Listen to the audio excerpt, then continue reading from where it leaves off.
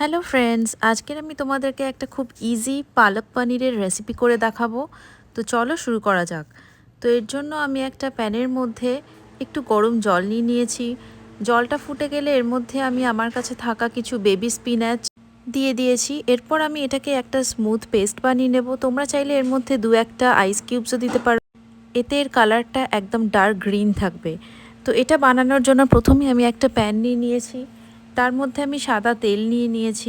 এখানে চাইলে তোমরা একটু বাটারেও পনিরটাকে ফ্রাই করতে পারো, তাতে টেস্টটা আরও বেশি ভালো হবে, কিন্তু আমি এখানে সাদা তেলেই করছি। আর আমি চেষ্টা করছি পনিরটাকে অল্প ফ্রাই করে নেওয়ার। তো এর মধ্যে আমি একটু হলুদ, একটু নুন দিয়ে ফ্রাই করেছি। তোমরা চাইলে এটাকে কাঁচাও ইউজ করতে পারো, কিন্তু আমার মনে হয় ফ্রাই করলে এর টেস্ট আরও বেশি ভালো হয়। করার পরে যাতে পনিরটা সফট থাকে, এটাকে আমি একটু গরম জলের মধ্যে রেখে দিলাম। তো এটা বানানোর জন্য আমি একটা পেঁয়াজ একটু চপ করেও নিয়েছি, আর একটা টমেটো পেস্টও করে নিয়েছি। তো পনির ভাজার পর আমার কাছে যেটুকু তেল বাকি ছিল সেটুকুতেই আমি একটু জিরের ফোড়ন দিলাম, একটু গোটা গরম মশলা দেব, আর তার মধ্যে চপ করা অনিয়ন্সগুলোকে দিয়ে দেব। দিয়ে খুব ভালো করে ফ্রাই করব। এখানে আমি দেখতেই পাচ্ছ খুব কম তেলে রান্নাটা করছি। তো ভালো করে ফ্রাই করব, এটাকে নুন দিয়ে ঢাকা দিয়ে দিয়ে আস্তে আস্তে যাতে সুন্দরভাবে এটা ফ্রাই হয়ে যায়। এরপর আমি এখানে একটু জিঞ্জার গার্লিক পেস্ট অ্যাড করব, তারপরে টমেটো পেস্টটাও অ্যাড করে এটাকে খুব ভালোভাবে কষাতে হবে, যাতে কাঁচা গন্ধটা একদমই চলে যায়। কিছুক্ষণ পরে দেখবে এটার থেকে যখন একটু তেল ছেড়ে দিয়েছে, তখন বুঝে যাবে এটা একদম ভালোভাবে ফ্রাই হয়ে গেছে।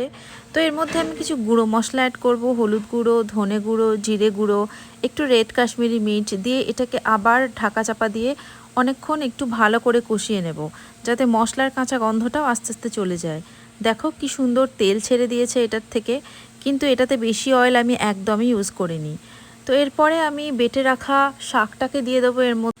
দেখতেই পাচ্ছ এর কালারটা কি সুন্দর, একদম ডার্ক গ্রিন আছে। তো এটাকে দিয়ে এবার এটার সাথে ভালো করে আমি মেশাবো, যতক্ষণ না এর থেকে কাঁচা গন্ধটা একেবারে চলে যাচ্ছে। আর এর মধ্যে আমি একটু ব্রাউন সুগারও দিয়ে দেবো।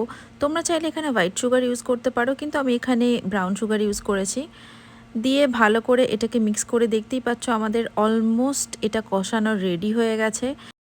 এবার এর মধ্যে আমি পনিরটাকে অ্যাড করে দিচ্ছি, দিয়ে এটার সাথে ভালোভাবে মিক্স করে নেব, যাতে গ্রেভিটা খুব সুন্দর হয়।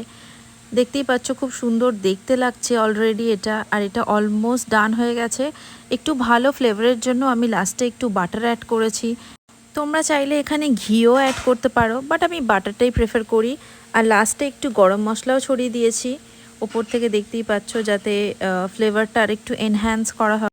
তো এখানে এই পালক পনিরটা একদম রেডি। এটা রুটি কিংবা পরোটার সাথে, টিফিনে কিংবা লাঞ্চে অসাধারণ খেতে লাগবে জাস্ট। তোমরা এটা অবশ্যই ট্রাই করে দেখো, আর কেমন হলো আমাকে জানিও।